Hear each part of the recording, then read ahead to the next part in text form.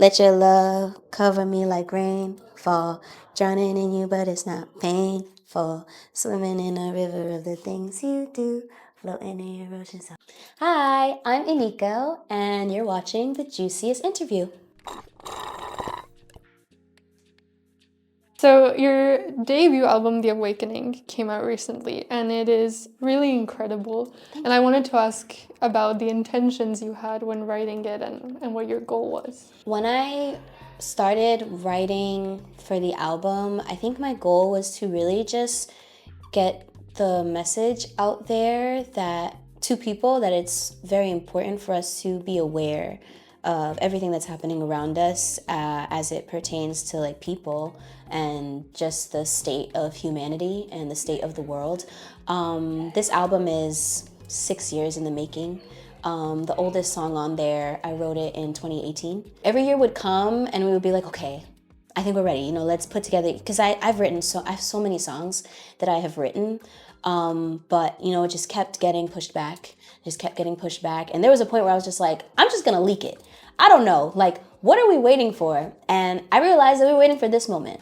Like, everything that's happening right now, it just feels like it was meant for this time. It just feels right, You put on an incredible performance. The energy was amazing. So you. what is your favorite song on this album, and maybe a favorite song to perform? Ooh, I think my favorite song on the album is probably Rain. Lately I've been feeling feelings, yeah, you got me feeling some type of way. I just have a soft spot for Afrobeat, compa, anything that kind of has roots in reggae and dancehall. I'm Jamaican. And then my favorite song to perform is probably Invasion, which is really funny because I actually really disliked performing that song at one point because it was just really hard for me. So just where it sits note-wise, like if you're not training consistently, it can drain you. It can drain your vocals. So I remember the first time we toured and I sang that song, I had them bring it a step lower. And this tour, I was like, we'll just leave it the regular note. And I don't know what came over me. I was just like, I'm gonna get this. Like, I'm gonna do it the way that I do it on the album. And I'm like so proud of myself because genuinely, I like wanted to not perform that song because it was so hard. But that was the third song that I performed that has more of like a hip hop feel to it. And it's also slower too. So there's more, like it's like more breath control. Like the slower the song is, the more breathing you have to do. But I have come to really love performing that. So yeah. You did a stunning vocal performance, one of the most stunning ones I have ever seen, especially your song Eden. Thank you. So what goes into preparing for that? I feel like it's like years in the making. The same thing with the album. I've been training like my whole life. I'm classically trained. I started training when I was like 6 years old. So I've been singing pretty much all my life. Wow. And with Eden specifically, and not even Eden specifically, but like with songs that are, there's no beat. It's very stripped down. You just have a piano, some violin, some strings. Songs like that, to me, I think for a lot of people might be harder to sing because there's no bells and whistles. There's no wall. It's just you. Like you have to open yourself up. You have to be vulnerable. And I think this day and age, it's hard to find an artist who is vulnerable, who you can actually like relate to, not just with their music, but when they perform for you. And I can say that before I was a recording artist, I was a performing artist. I've been on a stage like my whole life. I grew up in church, and I had like this like weird stage in my life where like I had no stage. And once I wasn't in that anymore, I was yearning for a stage again. So I like made it my life to make sure that I put time and effort into training to be open and to be vulnerable. So for this tour specifically, it was my goal to make sure that I gave more than I did the last tour because I didn't have a band this time. So the past 4 tours, I've been touring with a band. This is my first tour without a band, and it's just a DJ, which was really hard for me, like just to kind of accept that like it's essentially going to be just me on the stage, a DJ, and my 2 background singers and dancers. So I had to make sure I'm giving more than 100%. I'm giving 1,000%. So the training really just consists of vocal training, like my vocal coach, who is my sister, who's also my manager, and who's also the executive producer of the album. She also wrote a couple songs on the album. We write together as well. And then performance training and dance training, which is kind of hard for me. It's a bit of a touchy space. Like I used to tell myself that I could not dance, and like I literally was like, for this tour, I'm gonna make it a point to like show people that like I can be like a star. Like I'm not just a vocalist, I can also perform for you. So I didn't even have a lot of time training. I started training in February. The openers actually had more time to rehearse than I did. But that's just how it is like at this stage, like, you know, because with training comes money. Like you have to be able to pay for it. So like we just didn't have the funds at the time. So like I just had to train on my own at my mom's house, like in my room. And then I just kind of made the decision to move to New York for a couple of months and just train every single day. What is your favorite dance move? I think my favorite one is from Rain, because I'm trying to put people onto that song because it's so good. It's such a good song, but it's like the ocean's a portal, so I really can't be surprised. You transport me every time. Like that one, I love it so much. And then the chorus too. Wait, I'm just gonna stand. Are you gonna be able to see me? The chorus part, it's like, let your love cover me like rainfall, drowning in you, but it's not painful. Swimming in a river of the things you do, floating in your ocean, so beautiful. Please. Woo! Thank you so much. But yes, that's probably my favorite one. I love performing that song. I love dancing to it. It just feels so natural. You say that your goal is always to drive change and a revolution, in this case, an awakening. Yes. In your mind, what would that change look like? It would look like people not being discriminated against for who they are, and how they look, or the color of their skin, or how they identify. Which, you know, like when you say it out loud, it's like, duh. But the truth of the matter is that like they're dying for it. Like people are getting killed because of who they are. And I think like the revolution looks chaotic. It's gonna be chaotic. And I think like that is what change is. At least that's how it starts. It starts very scary. It starts very dark. But like out of chaos, out of destruction comes beauty, comes a beginning of something new, of something real. And I think that's what the revolution looks like to me. Fair answer. You need to break things to build them back up again. Break down walls. Yeah, it's the lyrics. Lyrics is there. Yes. What are like some of the most intense spiritual moments you've had in your life, you think? The first song on the album is called Most Demons Come From Home. And I wrote that song. It's literally about a particular moment, but to give some context, I experience sleep paralysis on a regular basis. Like it's just a normal thing that I experience. Other people's experience with sleep paralysis, it seems like mine is very like particular. Like it's like very few people experience what I experience. So like I see what is holding me down. Like, you know, I don't know if like people actually believe that like sleep, I know like scientifically speaking, people are like, oh no, you're just dreaming with your eyes open. Okay, I don't know if that's the case. Like I literally have seen the things that hold me down. So I would say like the wildest one that happened, which is why this song came about, it had happened twice. I was sleeping and this like light purple octopus thing with like tentacles, and it like crawled up my right side and it like was talking to me, but I couldn't understand what it was saying. Like it was just like whispering, and it freaked me out. So I kind of like got myself out of it. Then the next day I had to be in New York, and I was in a hotel room and it was morning time.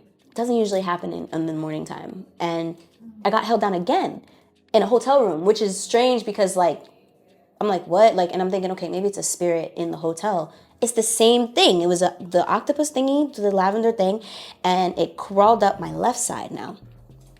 And it spoke into my left ear, and this time I could hear it. And it literally was like, Karuna, Karuna, Karuna, 3 times. That scared the shit out of me because I had never been able to hear, or nothing ever spoke to me before. And it scared me so much that I was able to get myself out of it again. But like I immediately went on Google and I looked up what Karuna meant, and it is Sanskrit. It means to have mercy, to have compassion. I don't know why that moment moved me so much, but it kind of just like, it was like a light bulb going on. Like every single moment that I've been held down, I feel like it's like all of these darker things, not necessarily evil, just in the dark, just in the shadows, trying to kind of train me to be able to get out of things that are holding me down, even in the real world. Like, that's what it felt like. And that's why that song, you know, I say, we are preparing you, you are not bound. Like, just because we're holding you down doesn't mean you have to stay down. You can get out of it because you are in control. That one moment was enough to like show me, tell me that like there's more to this realm, this world. It's so much bigger than us, which is why the work that I do is so important, because I think there's a lot that's at stake. Yeah. Not just human life, just life in general. In the context of your work, you're always saying that you choose your words very carefully in everything you do, and you also do lots of rewrites of other people's songs.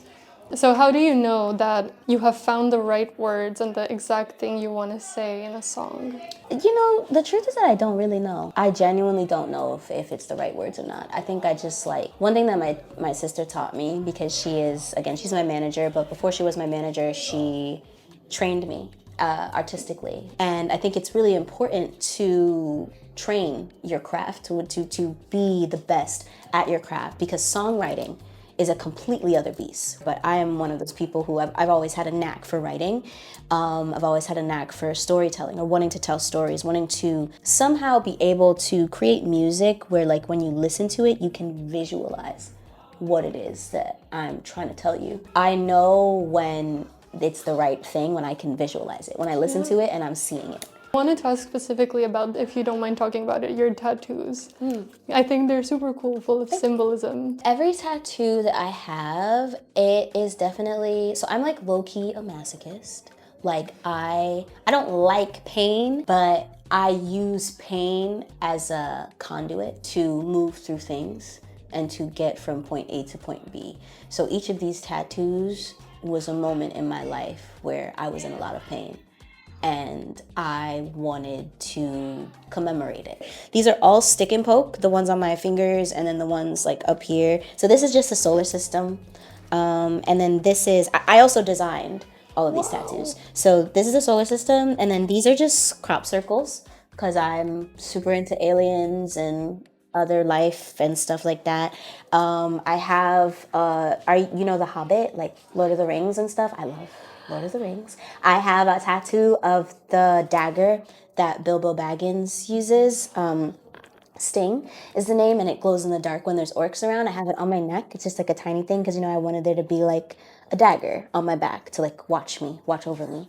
And then I have like, you can kind of see it like peeking through. I designed that as well, like I drew it. And it's like, it's kind of just supposed to signify like wings on my back. And then I have one on my stomach too that I got. That's the most recent one I got, and also the most painful one. What? Hello? Yo, I literally was like, my tattoo artist, like I just did it at his house, and I was just like, I don't think I can do this. I've never tapped out of a tattoo session. Like, I thought that my back was the most painful. This, like anywhere near the ribs, like I literally was shaking. Like I was shaking, and like it hurt so much that I couldn't cry. And he was just like, I'm almost done. Cause like anything with shading, anything like that, and it's not just little, like it's big lines that he had to do, like blackout. Wow. I thought I was going to pass out, but I was able to make it through and he finished the entire thing. It's like a deer antlers. I love deer. I think they're like my spirit animal, kind of, or really, not my spirit animal, maybe like my spirit guide. I was living in the Poconos with my mom, so there's a lot of deer up there, and I feed them, and I love them so much. And then there's this one, which is an Adinkra symbol, and it's a eagle talon. I designed this myself, and then I had an artist. I got this in New Zealand from this Maori tattoo artist, and he was really fire, and it just came out so great. Like, it still looks so good. It's probably one of my favorites, honestly, and it didn't hurt really, like, at all. But I like to get a bunch at once. Like, I can't do like a little tattoo and then that's it, because I don't know when the next time I'm gonna get a tattoo. So I'm just like, let's just do all of it right now. Yeah, whatever, it's fine. And I don't do numbing cream. I've never used numbing cream before. Yeah. Because it's ritualistic for me, I feel. Like, like while I'm experiencing the pain, I'm like kind of asking myself, like, okay, like now that you're going through this, like what comes next? Like now you have to take care of it. Now you have to mend it. Like, again, it's ritual, which I think just pain in general, like we have to go through it. Like you can't just push it to the side. In order to get over it, you have to get through it. So I wanted to ask if you know any Spanish songs and if you have a favorite one at the moment. Oh my God. Please. Do I know any Spanish songs? The one that's coming to mind is one that my sister had us train to do, Como la Flor. And I don't know it, but I remember when I had to learn it. And I was like, this song is so beautiful. What? Like, it made me cry, and I didn't even know, like, what was being sung about. So I would say that song. I saw that you were from New York, and I wanted to ask you, your bodega order. That's funny. My bodega order? Okay, if it's morning time, then it's gonna be a bacon, egg, and cheese on a roll. If it's like any other time of the day, it's gonna be honey turkey, bacon, honey mustard, black pepper, salt, red onions, and that's it, on a roll, hot. You were ready to answer that. Oh yeah, because I don't stray from that. I get that specifically, nothing else. Your sandwich. Yes, you stick to it. I stick to chopped cheese. Yes, also chopped cheese. Just I have my days with chopped cheese. Like I can't have it all the time because it's a chopped fucking cheese. Like it's like it's a lot, but it's so good. Like I know it's just a deconstructed burger, but there's just something about it that is just so good. But yeah, I would say that's my order. Hi, I'm Iniko, and you just finished watching my Juiciest interview.